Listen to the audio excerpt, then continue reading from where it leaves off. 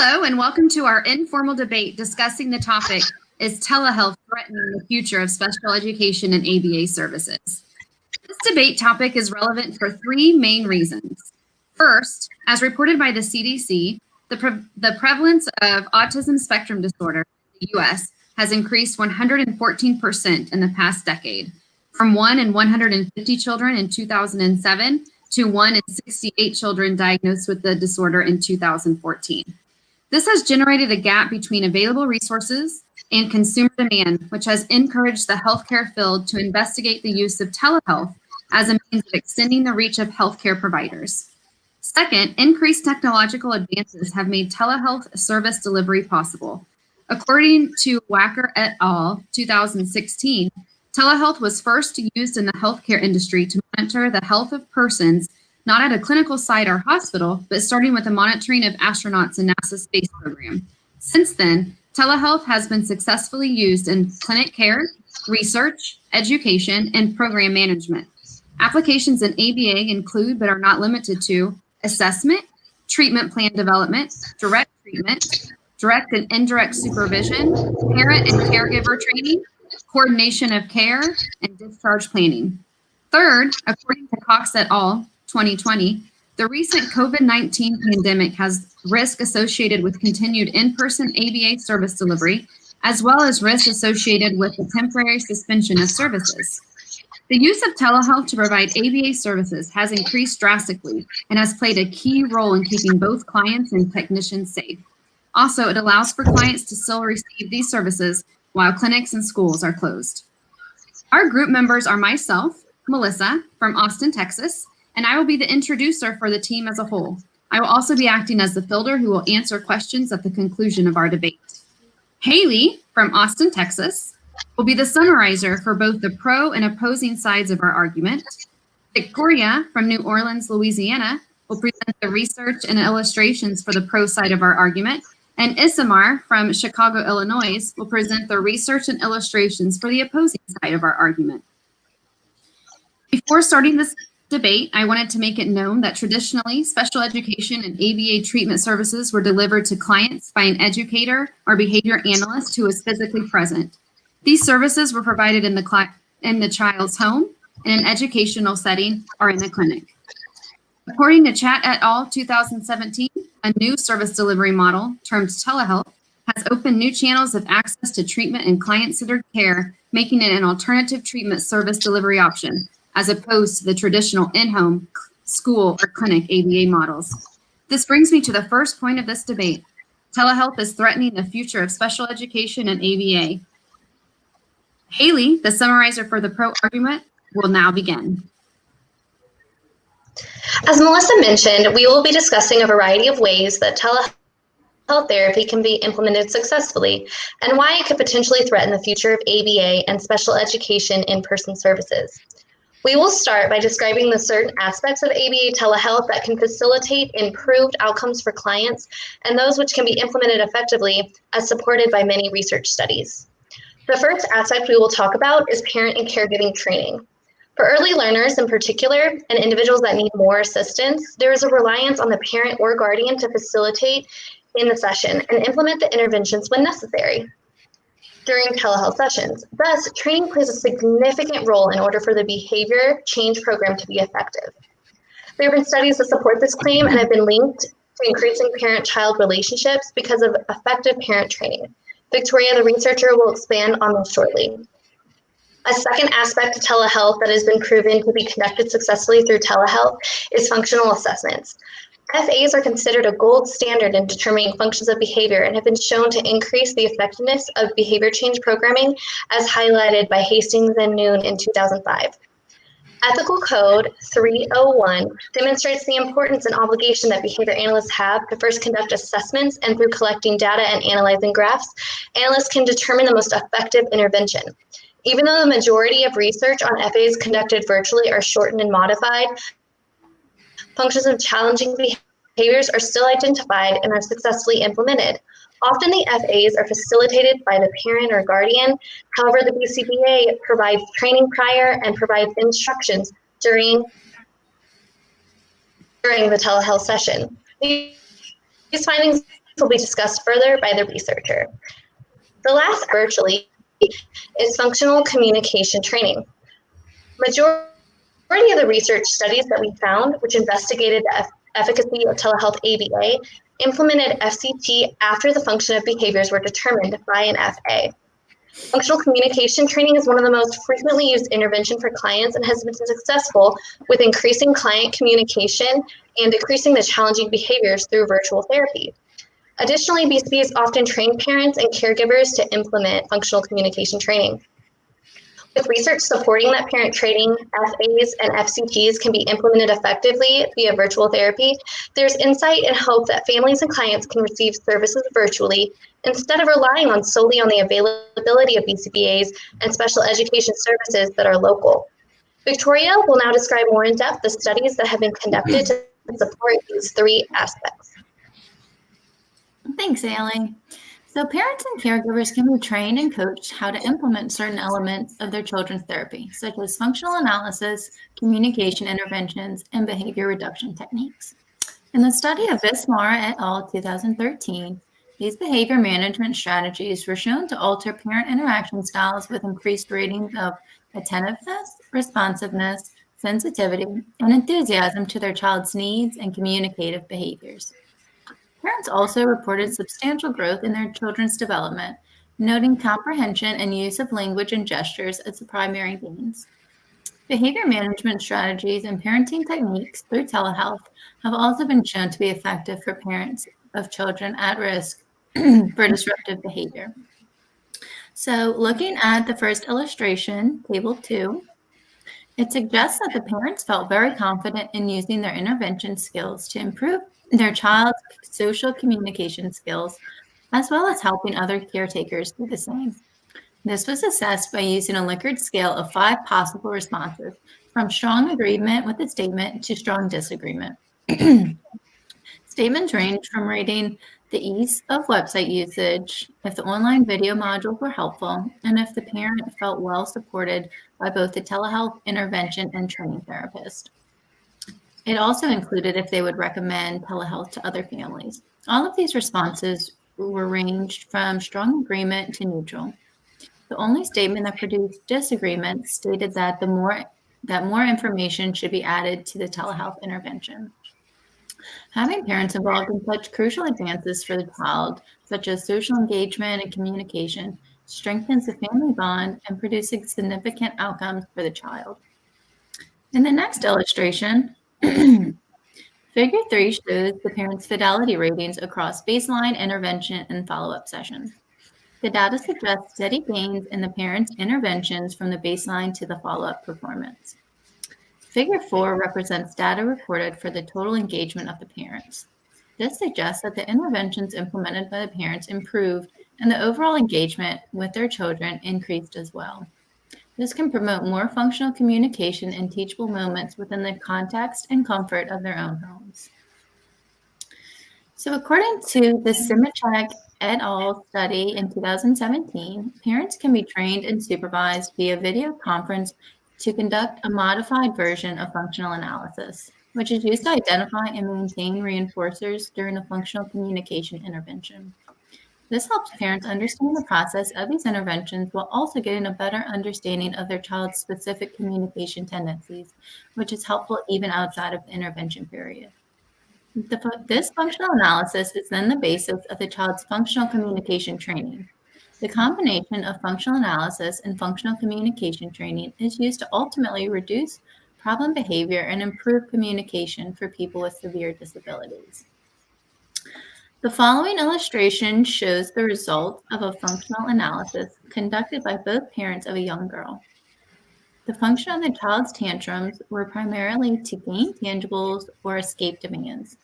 This information aided the child's specifications of the subsequent functional communication training. Early intervention for communication skills is strongly recommended to enhance outcomes and reduce challenging behavior for children with neurodevelopmental disabilities. Concerns with the delayed interventions and waitlist periods are prevalent, considering the importance of communication skills that should be gained in the appropriate developmental window.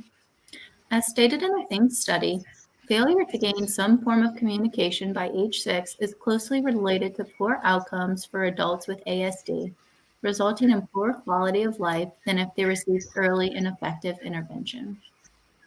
Telehealth offers an encouraged method of training for parents to implement FCT in naturalistic settings for the child, compared to in vivo parent training, which can be resource intensive and geographically inconvenient for some families in rural areas or without consistent transportation. The next illustration follows the same single case study of the young girl regarding functional analysis. It is sectioned by 3 communicative contexts: snack/drink, video, and break from a demand. The idiosyncratic responses are represented by the black filled squares. These responses consisted of either leading the parent to an item or tantruming. The AAC responses, which are augmentative and alternative communication responses, are represented by the hollow points in the graph. These responses included touching or handing a PEX card, which is a picture exchange communication system, to the parent, and/or a verbal approximation of the word. Differential reinforcement for AAC responses were used during intervention periods. This data suggests that there is an increase in AAC responses and a decrease of idiosyncratic responses during the first intervention and thereafter. Now Haley will summarize the following discussion of cost effectiveness and affordability of telehealth. Not only are there aspects of ABA therapy that have been proven to be effective, but telehealth therapy can impact the quality of life of clients and their families in a variety of ways. It can be a more affordable and more accessible option for clients and families. It can alleviate issues associated with waiting for services and cancellations. Telehealth can be a more cost-effective method of therapy because there would be no cost associated with transportation for family or the service provider. Victoria will discuss the research that has demonstrated the cost differences and breakdown between the different service methods after I describe 2 more benefits of teletherapy services. Additionally, teletherapy services can be more accessible and reach families that usually would have difficulty accessing these services. This can be due to living in a rural community or another country that does not have BCBA trained and available, or because of transportation difficulties. Teletherapy services can help close the disparity of service providers around the world. Lastly, telehealth increases the amount of service providers available, which can result in a reduction or prevention of clients waiting for available resources and services.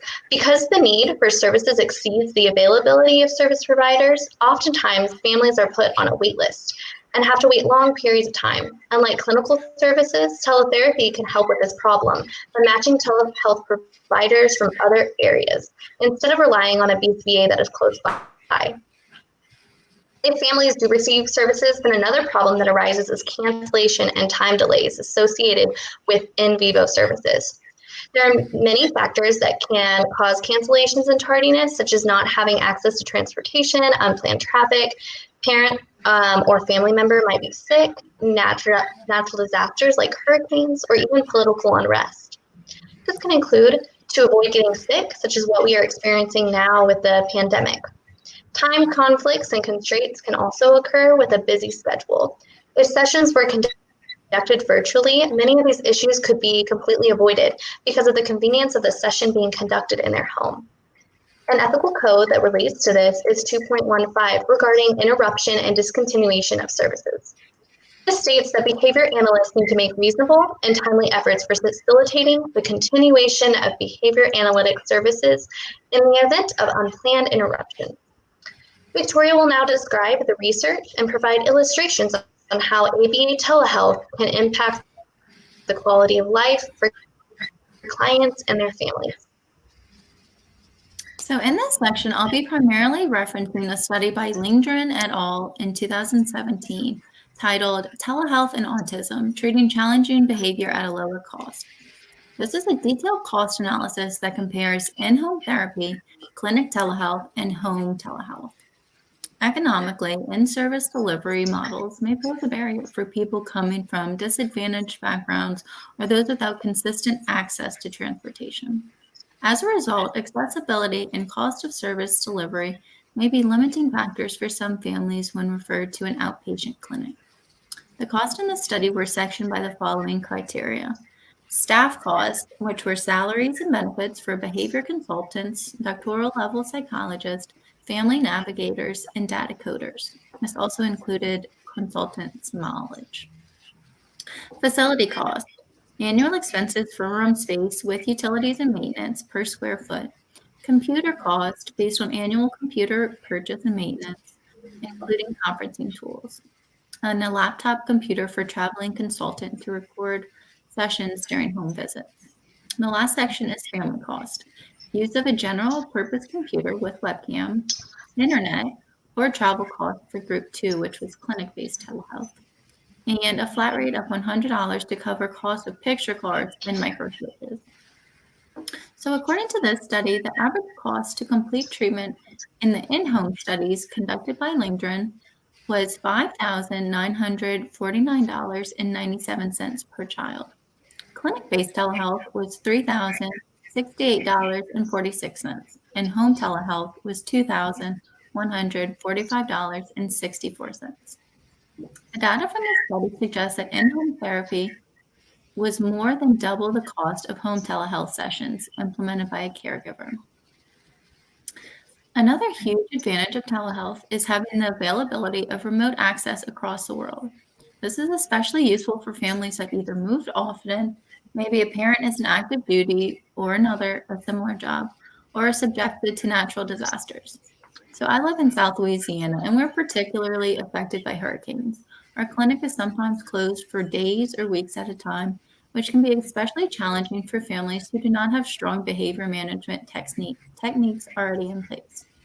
Various natural disasters affect particular states. If a tragedy occurred and a family had to relocate, telehealth can be easily accessed from wherever they are, temporarily or permanently evacuating, so that the client's skills can remain intact. Another need for remote access is simply a lack of ABA providers in their region or country. This illustration is a small sample of the monthly updated list on the BACB website and lists the number of ABA service providers throughout the world. For example, Mexico only has 12 total ABA providers, 4 BCBAs, and 4 RBTs. The USA has a total of 128,474 providers, from doctoral level behavior analysts to RBTs. This illustration demonstrates the disparity of ABA providers in different parts of the world. Telehealth can be utilized to provide therapy for families living outside of the United States or in rural areas with very few providers. As the rate of ASD diagnoses in America continue to rise, there's an increasing demand for behavioral services for those diagnosed. Delays of services can result in exacerbated stress, uncertainty of obtaining services, and frustration within the family. This delay can also worsen challenging behavior and could require the child needing greater special needs assistance in the future. The California Association for Behavior Analysis states that the benefits of using telehealth include, but are not limited to, increased patient, family, and practitioner access to behavior analysts to meet increasing demands for services, provides means for accessing multiple locations for services easily, improves coordination of care with the patient, family, and other professionals. Further, there is no established criteria for the use of telehealth and no identified groups that do not benefit from the use of telehealth. Research by Blackman et al. 2020 also supports that parents did online versus in vivo did not have problems with attendance due to sickness, time constraints, transportation, etc., because they could complete the training independently. That concludes Part B of our research, and now Haley will summarize the final research point regarding ethical concerns of telehealth. Wonderful. The last point we would like to discuss in favor of telehealth therapy, because of the recent technology advances, is that there is a less opportunity for ethical concerns such as a breach of security. This is because of secure HIPAA compliance features on the video platforms and additional security planning features that will be further discussed. One of the biggest said limitations to the delivery of behavior analytics services via telehealth is determining that a communication program is compliant with the Healthcare Insurance Portability and Accountability Act, also known as HIPAA, and the Family Educational Rights and Privacy Act, also known as FERPA. However, there are many programs out there which claim to keep records safe and prevent internet breaches, as well as there are solutions that can be done to prevent from data getting lost and to help ensure that technology devices are secure. In reference to this, Ethical Code 207 states behavior analysts must maintain appropriate confidentiality in creating, storing, transferring, accessing, and disposing of the records of any medium, which includes electronic. Victoria will now describe the research findings which demonstrate security measures that can be taken to prevent from ethical violations of Code 207 from occurring. One benefit of using telehealth communication system that claims HIPAA and/or FERPA compliance is that security is known. However, even with these the known security of these types of communication systems, patients are still encouraged to be aware of the possibilities that an unauthorized person may find a way to obtain access to assessments or treatment sessions. Some factors to consider, according to the California Association for Behavior Analysis, are as follows. Social media settings should be set so that there is no interruption in the session or turned off completely. Antivirus software should be up to date. Stability of connection is important, and wired connection should be used when possible but is not required. When mobile devices are utilized for telehealth delivery, Wi-Fi is preferred over cellular data plans for connectivity. For devices that may be stolen or are not secured, such as mobile phones or laptop computers, providers should have the ability to remotely wipe the device to protect patient health information.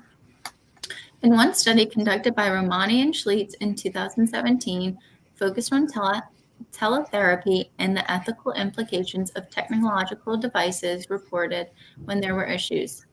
They were able to address these issues with little interruption to the evaluations. Specifically, when equipment broke, alternative options were determined fairly quickly. This image illustrates the procedures that can be implemented to block external networks from entering the internal network.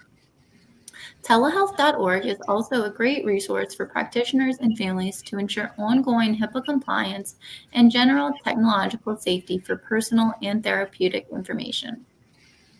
That concludes my argument for the benefits of telehealth. Melissa will now introduce the counter-argument. Thank you, Haley. Thank you, Victoria. That was a great debate for the pro side. I'm excited to hear what the opposing argument is going to be. The opposing point is that telehealth is not threatening the future of special education and ABA.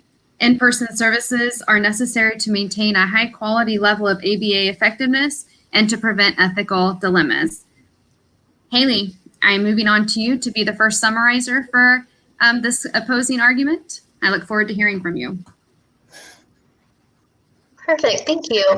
First, we will start this counter-argument with discussing how the quality of services and quality of life of the clients can be negatively impacted by providing ABA services virtually. There are many variables that need to be considered before determining that this method of therapy will be effective. Wacker's article in 2016 regarding ethical issues of telehealth suggested a tool to help in deciding whether or not telehealth would be most effective option for the clients.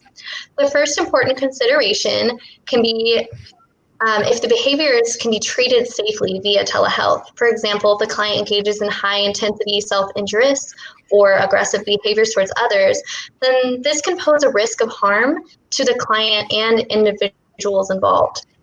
Additional questions that Wacker recommend to answer first are if the internet connection between the two sites is sufficient enough, how will the services be paid for? Will insurance provide this reimbursement? Also consider, will a naturalistic setting for the services be more beneficial for the client? And lastly, is in-person support needed and is it available? These questions need to be considered and weighed and can impact how successful the virtual therapy will be for the client. Ethical Code 209 regarding intervention efficacy states that an intervention must utilize interventions that are most effective and consider the risk factors and practitioner experience and training. The two factors discussed are central to preventing the client from harm and ensuring quality of therapy when considering and implementing teletherapy. The researcher of the counter-argument, Ismar, will discuss later how the various aspects of ABA implemented through research of ABA teletherapy is narrow and has been considered to be a less effective option than in-person services. Another way that teletherapy can negatively impact clients is through technology difficulties that can occur while conducting services virtually. Some examples are equipment breaking or internet disconnecting, which can cause interruption of services or limit the extent to which the behavior analyst can train parents, observe behaviors, and correctly collect data, as well as implement the services to the clients. This is directly related to the ethical code BACB 407, which is about environmental conditions that interfere with implementation. This ethical code states that if environment conditions prevent implementation of a behavior change program, then they must receive professional assistance, such as an IT department or a professional, and need to eliminate the constraints and identify in writing these obstacles that occurred. Ismar will further explain these research findings, which entail the obstacles that can arise during teletherapy sessions. Thank you, Haley. So point A in my debate side is less on quality of life and less in quality of services.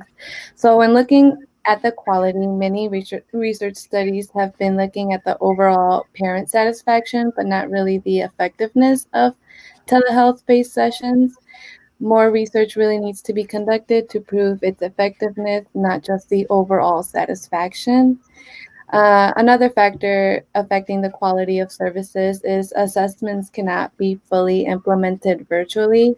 A research study conducted by Reese stated a modified version of ADOS 2 was done as an assessment for children with autism, but not all components of the assessment can be conducted virtually. So some in-person meetings are still needed. Evidence has also shown the limitations of these evaluations since they have not been fully translated to telehealth services. Romani also mentioned communication barriers that can affect the quality of services provided. There needs to be more research on the effectiveness on parents that are more visual learners. For example, modeling can be very difficult to implement in telehealth sessions, making it difficult for parents to follow vocal-only instructions. Additionally, Romani mentioned communication efficiency and professional relationships can be affected. This study also noted that caregivers are often away from the camera and can impact the BCBA's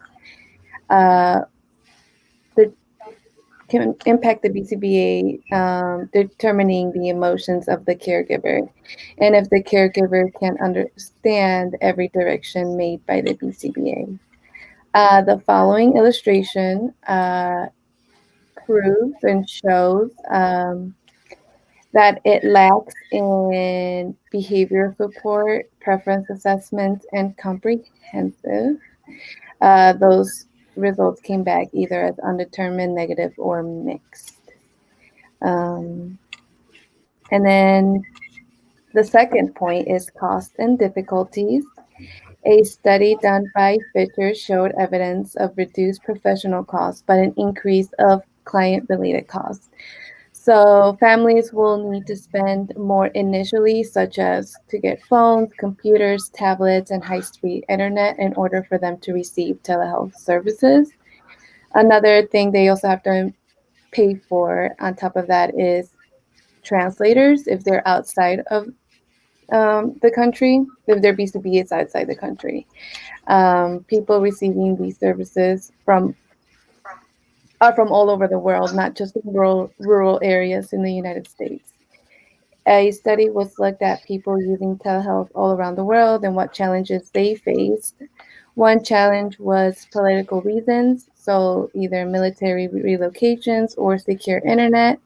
An example was one family had interference with the Venezuelan government,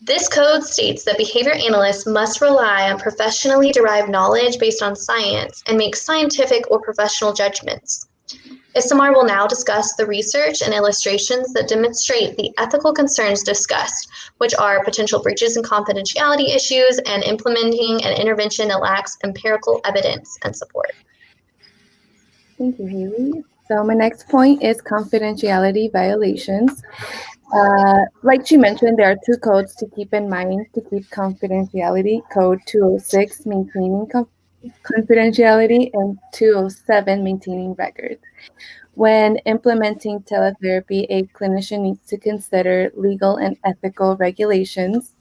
When choosing video conferencing platforms, which ensure privacy and security, which included HIPAA compliance rules. Procedures of informed consent needs to be written. So the following image is just a checklist that needs to be filled out and to be able to receive teletherapy. Some of the things to notice is to see if they have the technology for it, like computers. They have a office set up that it's private, and the consent, and yeah. So according to Romani, it is highly recommended that service providers work with IT departments to determine the software that will ensure safe and confidential measures. If they do not think about these options, then breaches can still occur. This will be breaking the ethical codes and the HIPAA's privacy rules. Being knowledgeable about HIPAA's privacy and security rules for the use of technology is crucial for behavior analysts. And the following image is just some information that needs to be secure under HIPAA, which I think can be easily given away in telesessions or even through email, since everything's done virtually, like name, address, email, birthday, and stuff like that. Calvary also stated that even when using some level of privacy, some forms of internet connections can still be accessed with public domains. This is also important to consider when implementing therapy to other countries across the world. As stated before, many countries have political unrest and may not have secure internet due to government interference. For example, like the Venezuela example I gave earlier. In addition, families may have language barriers and may need an interpreter. A third party can also potentially be a confidential threat. And my last point is more research needs to be done to be considered evidence-based practice. Ferguson stated that after reviewing 28 studies implementing telehealth, ABA therapy failed to meet the criteria of being considered true evidence-based. So the first graph, the bar graph, shows that 96% of the studies were rated weak in quality research studies. And as you can see, not many of them came back strong or even borderline strong. Most of them were weak, borderline adequate, or just adequate.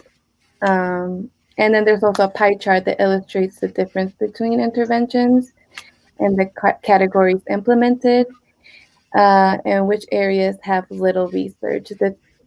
This proves that more interventions need to be studied, and it's important to note that it came back 0 in social or DDT.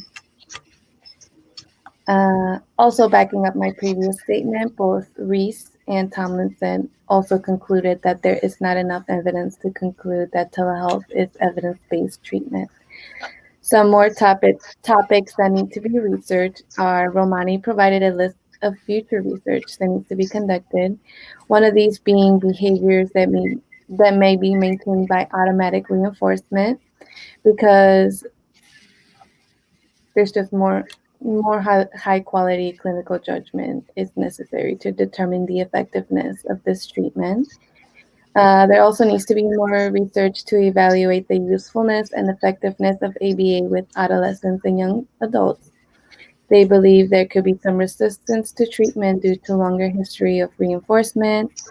As well, they can be at risk of harm to the individual and caregivers because they are physically larger. Research is also lacking in the amount of telehealth services preferred by clients and the amount actually needed to be being successful.